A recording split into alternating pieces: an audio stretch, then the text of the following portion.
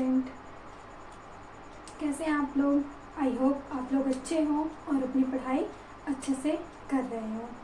तो आज हम बात करेंगे पाचन तंत्र। ये मानव का पाचन तंत्र है। यहाँ से हम मानव पाचन तंत्र के बारे में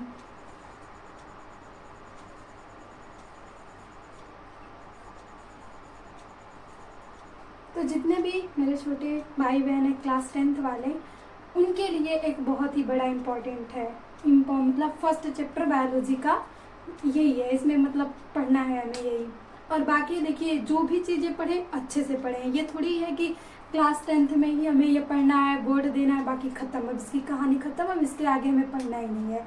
देखिए जो भी चीज़ें आप स्टार्टिंग से पढ़ रहे हैं ना, वही चीज़ें आगे बस ब्रॉड होती चली जाएंगी।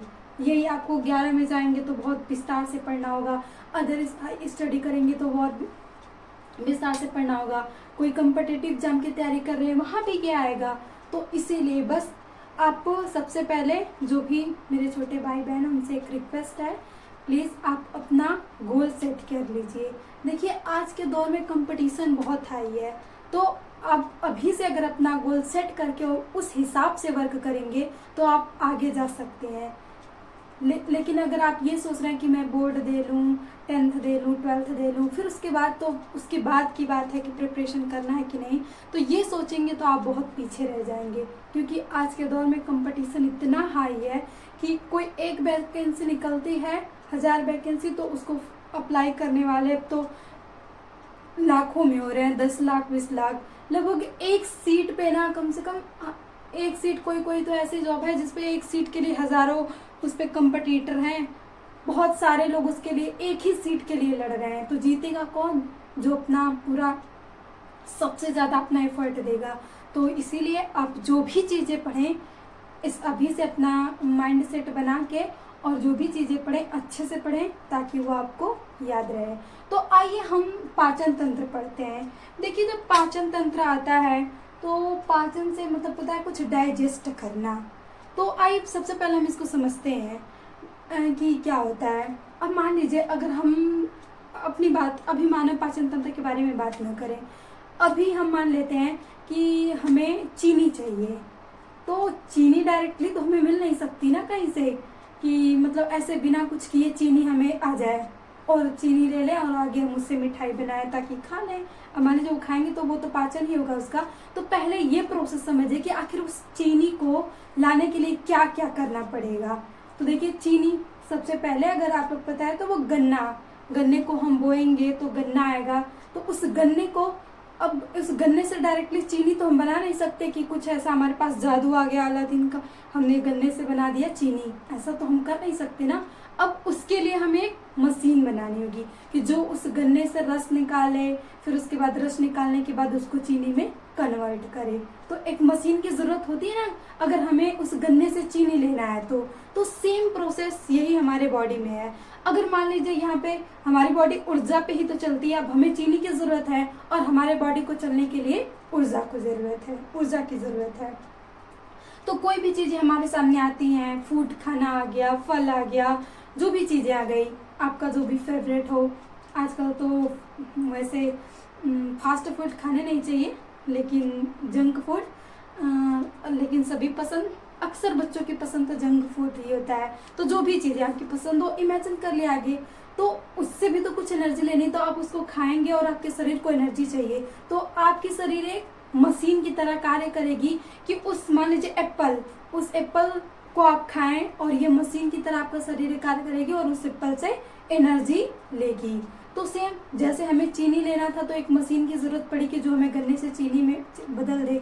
तो वैसे ही एप्पल है और हमारे शरीर को ऊर्जा की ज़रूरत है, तो उस एप्पल को हमारे बॉडी में एक ऐसी मशीनरी पूरी फिक्स है जो कि मतलब नेचुरल तरीके से बनाई गई है कि वो ऊर्जा को ले सकती है। हम वो लेंगे, एप्पल खाएंगे और हमें ऊर्जा मिल जाएगी। जैसे तो हम अपने एक शरीर को मशीन ही जैसे मान लेते हैं और उसी से हम पढ़ते हैं पाचन तंत्र। देखिए पाचन तंत्र ही क्या, भोजन का पाचन करना ताकि हम उससे ऊर्जा ले सके, यही होता है पाचन तंत्र में। तो पाचन तंत्र दो चीज़ों से, इसमें दो, मान लीजिए एक मशीन हो गया जैसे डाइजेस्टिव ट्रैक, यहाँ से आहार नाली से बोलते हैं हिंदी में, एक मान लीजिए मशीन होती है, हम इमेजिन कर रही कोई भी मशीन है, तो उसमें फिर मशीन के अलावा भी ना हमें कुछ डालना पड़ता है, जैसे इंजन ही हो गया, गन्ना निकालने के लिए अगर हमें इंजन चलाना तो उसमें तेल डालना पड़ता है, बाकी इधर उधर की चीज़ें जो होती है बहुत सारी चीज़ें लानी पड़ती है अलग से उस मशीन के अलावा भी। तो सेम ऐसे भी है, ये प्रोसेस भी वैसे है। ये सभी हमारे मान लीजिए यहाँ से हम मुँह से अपना भोजन खाते हैं और यहाँ से पूरा एनस तक का भाग होता है हमारा ट्रैक हो गया। बाकी यहाँ से जो डाइजेस्टिव ग्लैंड होती हैं यही हमारा मतलब इस भोजन में क्या डालना है कि ये अच्छे से पाचित हो जाए, कहाँ पे क्या पाचित होगा, कहाँ पे अवशोषण होगा, वो कार्य कौन करते हैं, डाइजेस्टिव ग्लैंड। और हमने ग्लैंड के बारे में तो अभी मतलब इस चैनल पे पूरी एंडोक्राइन और एक्सोक्राइन सारे ग्लैंड के बारे में पढ़ा है, तो यहाँ भी हम देख लेंगे कौन कौन सी ग्लैंड होती हैं। तो बस ऐसे आप रिलेट करते चलिए ना, ताकि याद करने की जरूरत है ना, रटने की लाइन वाइज वो खत्म हो जाए। बस इमेजिन कीजिए, किसी एग्जाम्पल को ले लीजिए, और वैसे जैसे हमें गन्ने से चीनी लेना था तो एक मशीन की जरूरत थी, वैसे ही हमें खाने से ऊर्जा लेना है तो एक मशीन की जरूरत है, और वो मशीन है हमारी मानव शरीर। अब इस मानव शरीर को, इस मशीन को हमने दो पार्ट में बांट लिया। एक मेन पार्ट जहाँ से वो जिस ट्रैक से चला जाएगा, मान लीजिए एक ट्रैक होगा ना कि वहां से उसे पास होना है, बाकी उस पास होते समय उसमें क्या मिलाना है, क्या नहीं मिलाना है, क्या अवशोषण करना है, क्या नहीं करना है, वो करता है डाइजेस्टिव ग्लैंड। तो देखिए जो ट्रैक होता है हमारा, ये हम अगर इसको बांटे, ये होता है आहार नाल हिंदी में। तो सबसे पहले अगर हम यहाँ देखें फॉरगट, तो इसमें आता है फॉरगट में हम कह सकते हैं कि हमारा माउथ आ गया, ओरल कैविटी आ गई,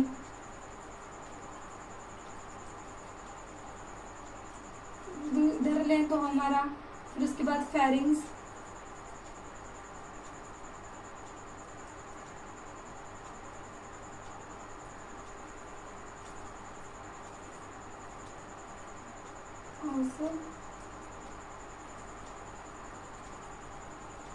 फैगस, यहाँ तक खत्म हो जाता है।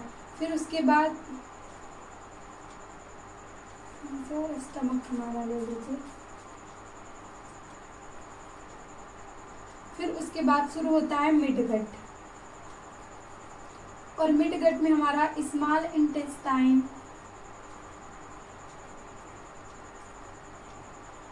And large intestine.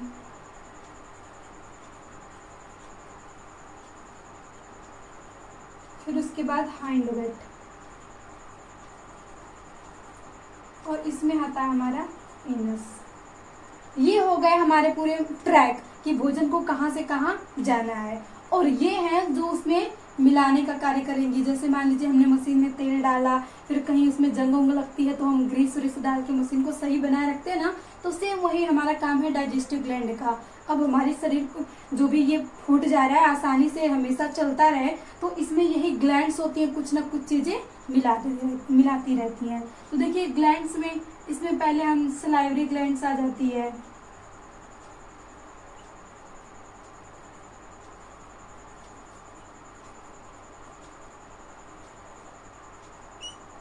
फिर यहाँ से हम लीवर भी एक ग्रंथि है, फिर पैनक्रियाज, ये सभी हमारी ग्रंथियाँ हो गई जो डाइजेस्टिव ग्लैंड्स का कार्य करेंगे। सलाइवरी ग्लैंड, लीवर, पैनक्रियाज, अब मतलब जो होगा तो इतना हमारा ये सब चीज़ें अपना ये अलग अलग जूस सिक्रीट करती हैं। यहाँ से लीवर में एक पित्ताशय भी होता है, जूस सिक्रीट करके इसमें इस ट्रैक में देती रहती है ताकि जो हमारा पाचन हो अच्छे से होता रहे। तो ये था पूरा भाग, इतना अगर आप नोट करना चाहें तो कर सकते हैं। अब हम स्टार्ट करेंगे अपना मुख से कि पहले मुख में क्या होता है, फिर मुख से कहाँ भोजन कैसे कैसे जाता है। ये तो हमारा पार्ट हो गया। अब हम स्टार्ट करते हैं अपना मुख से। स्क्रीनशॉट लेना है तो आप लोग ले सकते हैं।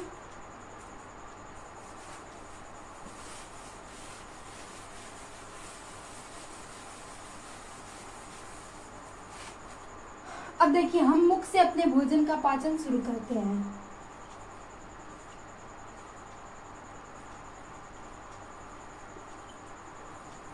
अब मान लीजिए ये हमारा एप्पल आ गया, जो भी हो। अब इस एप्पल से हमें चाहिए क्या, एनर्जी, और इसे यहाँ से हमें एनर्जी चाहिए, और इसमें यही प्रोसेस है, यहाँ हमारा पाचन तंत्र वर्क करेगा। यही सारी विधि, एक बार आप इसे इमेजिन कर लीजिए, हमें एप्पल से चाहिए एनर्जी, क्योंकि बिना एनर्जी के हमारी शरीर चल नहीं सकती। जैसे मशीनें होती हैं बिना लाइट के या बिना पेट्रोल के नहीं चलती, तो वैसे ही हमारी शरीर भी है, बिना एनर्जी के चलने वाली नहीं है। और एनर्जी हमें कहाँ से लेनी है, फूड से लेनी है। तो हमारे पास आ गया एप्पल। अब एप्पल से डायरेक्टली एनर्जी तो हम ले नहीं सकते, तो बीच में यही हमारा जो आहार नाल है, ये एक मशीनरी का काम करता है और उससे एनर्जी निकालता है हमारे शरीर के लिए। तो अब यही पे पाचन तंत्र हमें पूरा समझना है कि इस बीच में क्या क्या हुआ कि हमें जाके एनर्जी मिली। तो सबसे पहले यहाँ से मान लीजिए ये इस एप्पल को इसने खा लिया, ये पूरा हमारा है। अब इसके मुख में हम जाते हैं तो यहाँ पे क्या क्या सलाइवरी ग्लैंड्स पाई जाती हैं, टिथ पाए जाते हैं। अब ये सबसे पहले सेब को हम अपने दांतों से ही तो काटते हैं, तो यहाँ पे हम पढ़ेंगे कि जो माउथ में होता है, सबसे पहले हम क्या पढ़ेंगे, टिथ।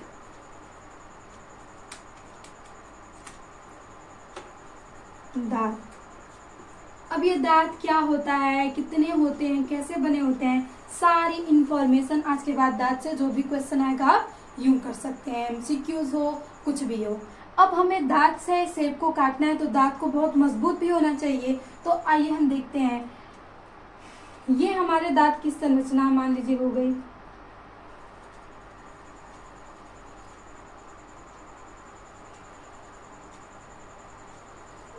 ये हो गया हमारे दांत की संरचना। ये जो बाहरी वाला भाग होता है, ये हमारा बना होता है इनेमल, ये जो बाहरी हिस्सा का है। फिर जो आंतरिक होता है वो डेंटाइन का बना होता है। ये हमारे दांत की हो गई। और ये जो इनेमल होता है पूरे शरीर का सबसे हार्डेस्ट पार्ट है, सबसे हार्डेस्ट यानी कठोर भाग। और ये बना किसका होता है, कैल्शियम कार्बोनेट का। सबसे कठोर है, बना होता है कैल्शियम कार्बोनेट का।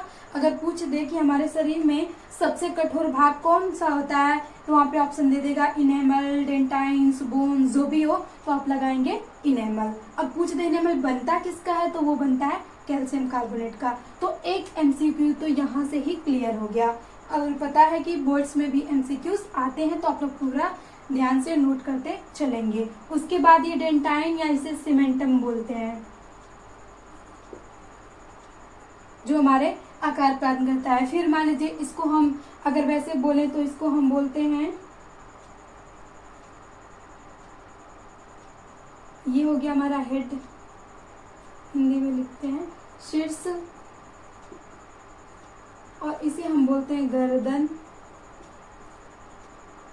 और इसे हम बोलते हैं गर्द। ये मतलब एक दांत की नेक का कार्य कर रहे हैं ना।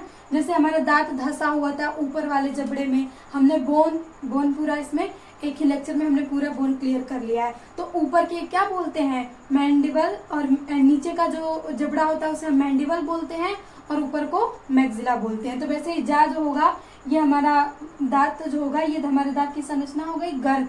ये हमारे मैंडिबल या मैक्सिबल बोन में धंसे हुए होते हैं। फिर ये गर्दन होती है, और ये सर्स होता है जो हमें व्हाइट व्हाइट दिखता है, जिससे हम काटते हैं कोई भी चिरते फाड़ते जो भी चीजें हम तो अपने दांतों से करते हैं ना, तो वो, और इसीलिए बहुत हार्डेस्ट पार्ट होता है। ये हमारे दांत की संरचना हो गई।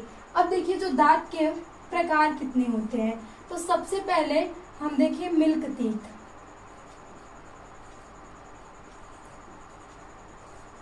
अब देखिए, अब डायरेक्टली तो हम बड़े होने जाते हैं, पहले मतलब छोटे से ही तो बड़े होते हैं ना। तो जब हम छोटे होते हैं, छोटे बच्चे, आप मान लीजिए अपना तो शायद याद हो ना याद हो, तो आप अपने छोटे भाई बहन का दे सकते हैं कि उनके दांत होते हैं, मतलब बोला जाता है कि दूध के दांत जब निकलते हैं तो दूध के दांत निकल रहे हैं, ऐसे उसे ही मिल्क टीथ बोला जाता है। वो एक समय मान लीजिए 12-13 की उम्र में या 10 की उम्र में, अब तो बहुत कम उम्र में टूट जाते हैं और फिर नए दांत आते हैं, इसीलिए मनुष्य को बोला जाता है द्विबारदंती।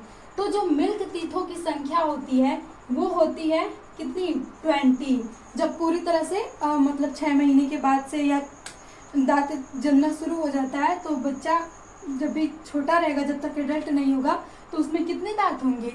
20 दांत होंगे। और इनकी जो संख्या होगी 2102, 2102 ये हो गई। अगर आप इसमें मल्टीप्लाई कर देंगे तो ये हमारा आ जाएगा 20।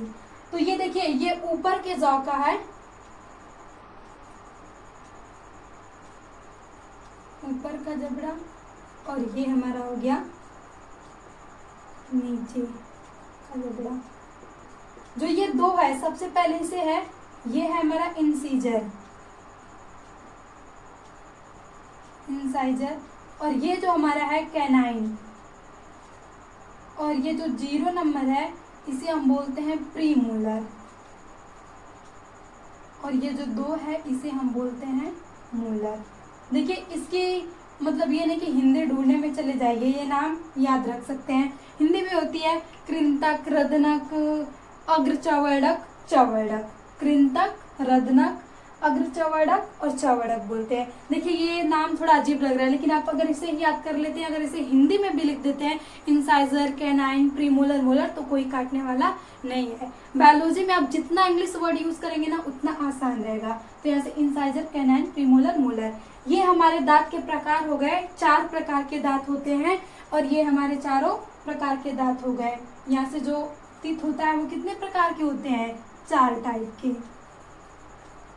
और ये चारों टाइप यही है, इंसाइजर, कैनाइन, प्रीमोलर, मोलर, ये हो गए। तो ये मिल्क टीथ का फार्मूला है, ये जो हमने लिखा है ये मिल्क टीथ का फार्मूला है। अगर दूध के दांत का फार्मूला का पूछा जाए तो 2102 बटा 2102, और दांतों की संख्या 20, और ये नाम हो गया इंसाइजर, कैनाइन, प्रीमोलर, मोलर।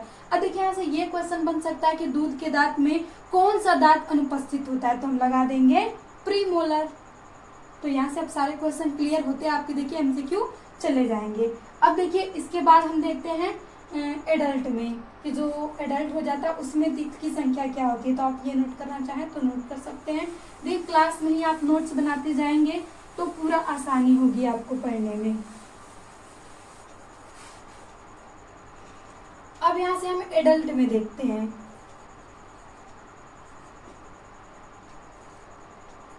तो एडल्ट में जो दंत फार्मूला होता है, दंत सूत्र, वो होता है 21-23, 21-23।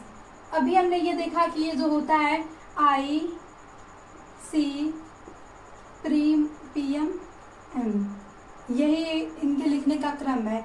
जो पहला दांत क्या है, ये आई है यानी इंसीजर, दूसरा कैनाइन, तीसरा प्रीमोलर और ये मोलर। यहाँ से ये दांत हो गए, और मतलब इसका मल्टीप्लाई कर देंगे तो ये हमारा आ जाएगा 32। ये पूरे एडल्ट की बात हो रही है। यहाँ पे ये जो फार्मूला है एडल्ट के फार्मूले हैं। तो जब भी पूछा जाए कि एडल्ट का फार्मूला क्या है तो 21-23, और मिल्क टीथ का फार्मूला 2102। उसमें संख्या 20 थी और इसमें संख्या 32 है। मिल्क टीथ में कौन सा दांत अनुपस्थित था, तो प्रीमोलर, और इसमें देखिए सभी उपस्थित है, और ये हो गया फार्मूला। देखिए, इसमें कौन आया है, ये 2 प्रीमोलर एक्स्ट्रा हुए हैं, और एक हमारा ऊपर नीचे मिला के प्रीमोलर एक्स्ट्रा हुआ है। तो हमारे यही इन दांतों की संख्या बढ़ गई है 12, और ये हो गए हैं 32। जैसे हम ये काउंट कैसे करते हैं कि हम अपने दांत को, जो हमारा मुख है ना, उसको 4 भागों में डिवाइड कर देते हैं। एक ऐसे बीच में प्लस बनाइए, ऐसे दांत बन करके प्लस बना लें, तो इधर के भाग ऊपर का दायां बायां, नीचे का दायां बायां, तो उसी से ये फार्मूला बनाया गया। इसीलिए यहाँ पे 2 से मल्टीप्लाई किया जाता है। ऊपर से यहाँ से एक तरफ इंसाइजर, कैनाइन, प्रीमोलर, मोलर होंगे, इधर भी इंसाइजर, कैनाइन, प्रीमोलर, मोलर होंगे, फिर नीचे भी इधर और इधर। तो यही 4 भाग हो गए, और इनको हम 2 से मल्टीप्लाई कर देते हैं तो 32 हो जाते हैं। तो इसी प्रकार के क्वेश्चन बनते हैं। यहाँ से फार्मूले से भी डायरेक्टली पूछा जा सकता है। तो देखिए, जो इसमें 12 दांत एक्स्ट्रा आते हैं एडल्ट में, और जो हैं यहाँ से 2, 2, 4 और 8 दांत जो होते हैं वो प्रीमोलर से आते हैं। और यहाँ पे 2 था पीछे, और यहाँ पे कितना, एक ऊपर एक नीचे, और एक ऊपर एक नीचे, और सेम ऐसा भाग यहाँ भी। तो हम इसी में जो मोलर की संख्या होती है वो कितनी होती है, 4 होती है, और प्रीमोलर की संख्या 8 होती है एडल्ट में। लेकिन जो हमने मिल्क टीथ में देखा था तो प्रीमोलर की संख्या 0 थी बिल्कुल भी, और ये मोलर की संख्या वहाँ पे 2 ही थी। तो इसी में जो मोलर निकलता है ना, एक मोलर पहले यहाँ पे 2 था, तो एक निकलता है और वो लगभग 20 या 19 18 साल के बाद आता है, और उसे ही हम अक्ल का दांत बोलते हैं। अक्ल दांत, ये जो 3 एक एक्स्ट्रा हुआ है इसी को हम बोलते हैं कि अक्ल का दांत निकल रहा है, और ये हमेशा जब निकलता है तो बहुत दर्द करता है। तो ये हमारा हो गया दंत फार्मूला। अब देखिए जो हम बोलते हैं यहाँ से मनुष्य होता है, मनुष्य का दांत, उसे हम बोल सकते हैं दीवार दंती,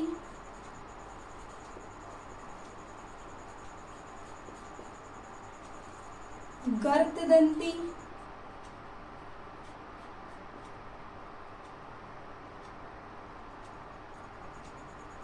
और विषम दंती।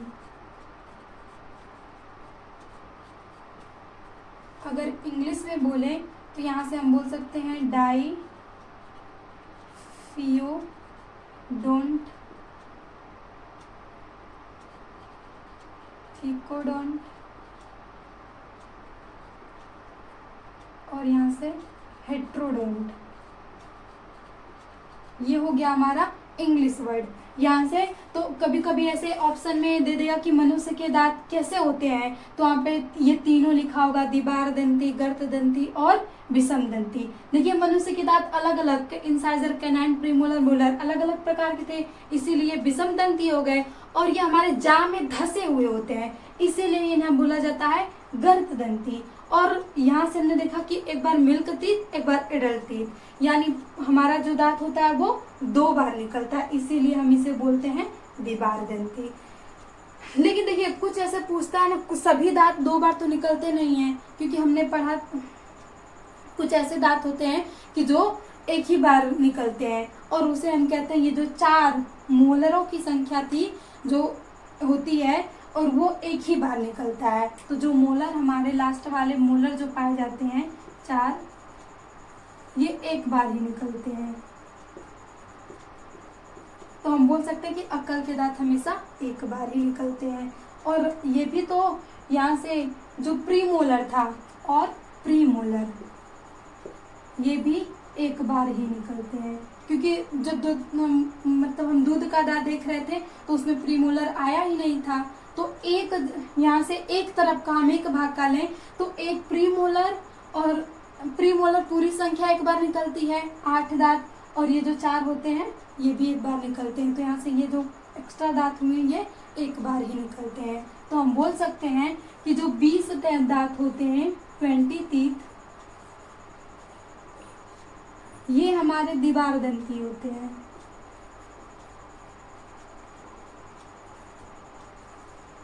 और यहाँ से जो 12 टीथ थे, यहाँ से हम इसे कह सकते हैं कि ये एक बार निकलते हैं।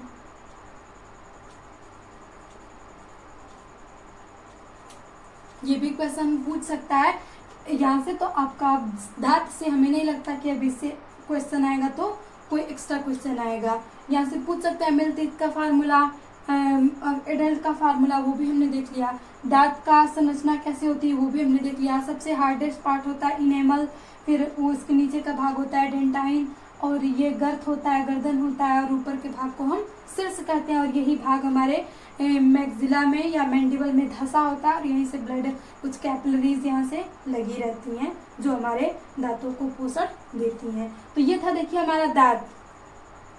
अब फिर हमने दांत में देख लिया, फिर यहाँ से अब आगे का हम नेक्स्ट वीडियो में देखते हैं। तो ये हमारा पूरा था पॉइंट ऑफ व्यू कि कैसे हम पाचन तंत्र शुरू करते हैं। अब नेक्स्ट वीडियो में हम ग्लैंड्स में देख लेंगे, फिर उसके बाद भोजन ओसोफेगस से आएगा हमारा स्टमक में। तो स्टमक में हम देखेंगे क्या क्या हो रहा है, फिर स्टमक से यहाँ से भी ग्रंथि बनानी है, यकृत से क्या क्या आएगा, फिर यहाँ पे अग्न्याशय होता है। तो ये क्या हो गया, तो एक बार आप देख लीजिए, ये पूरा फिगर था। यहाँ से ये सारी ग्रंथियाँ हो गई, यहीं पे भी हमें जीभ भी पढ़ना है, जीभ के बारे में भी हम पढ़ लेंगे। और ये हमारा ओसोफेगस है।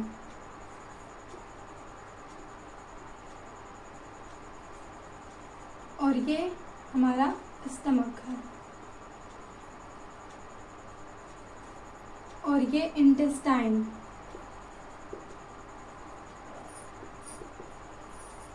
स्मॉल, फिर इधर से लार्ज, फिर यहाँ से एनस होता है और ये हमारा पूरा डाइजेस्टिव ट्रैक्ट है। तो मिलते हैं नेक्स्ट सेशन।